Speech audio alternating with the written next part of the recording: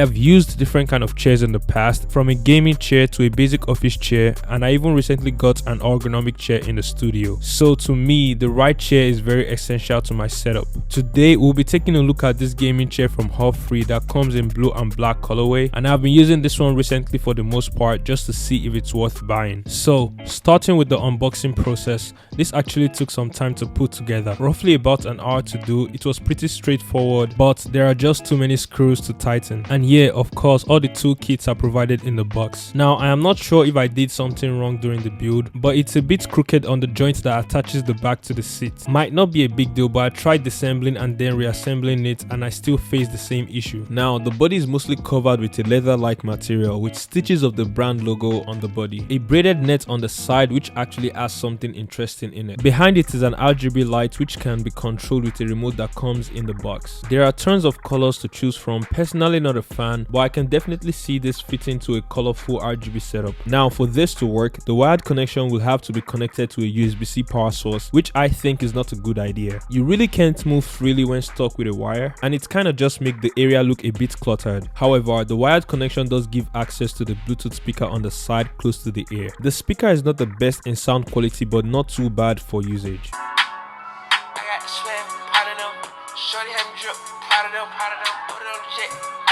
It has a memory foam for the neck support which is quite soft and comfortable, but might require to often adjust depending on how tall you are. The lumbar support for the lower back also serves as a massage and requires a separate wired connection for it to work. Now this feature is cool and all, feels good to the back, but having all this wired connection just doesn't sit right with me. It would have been better if the chair had some rechargeable battery rather than two wires just to make it look clean for those who want to use these features. Now diving into the adjustment and comfortability of the chair, well, it's fairly comfortable. You can easily adjust the tilt tension to preferred comfort. I mean, there's a lot of things that can be adjusted in this chair, starting with the height adjustments in the bottom, which is common to every chair, and then the backrest. Let's talk about this for a second. So you can go all the way back to a near sleeping position with this, which I think will make you feel lazy, but it's somewhat comfortable to switch your position here and there. But still, I won't recommend staying like this for too long because, come on guys, it's a chair and not a bed. You can even pair this adjustment with the leg rest in the bottom for a more laid back chilling and gaming experience. It's basically hooked up to the bottom of the chair, then you can just slide it out when needed. Just be careful not to remove the entire thing, but if you do, you can just place it back in. The armrests are also adjustable to preferred height, and honestly that's about it. I mean, you can rotate it to certain angles, but it doesn't really make any difference to me. I think its functionality is enough to rest your hand on when gaming or even taking a break from working on your desk. Overall, this has the basic adjustments a chair needs to be functional, but how comfortable does it feel?